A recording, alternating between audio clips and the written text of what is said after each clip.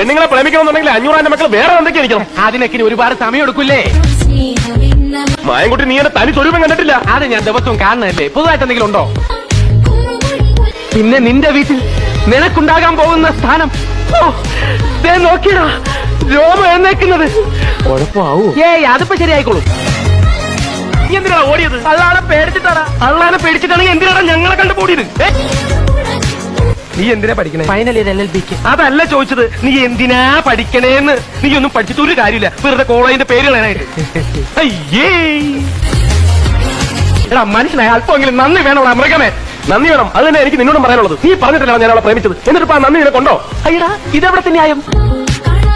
ഇങ്ങനെ ഉണ്ടോ ഒരച്ഛൻ? അതൊക്കെ നമ്മുടെ വാപ്പ. ഞാൻ ജനിച്ച് 3ന്റെ 4 ഡിം. ഇതിങ്ങനെ കിടക്കല്ലേ, എന്നിട്ട് ആഴ്ചയിൽ ഓരോ ശപഥവും.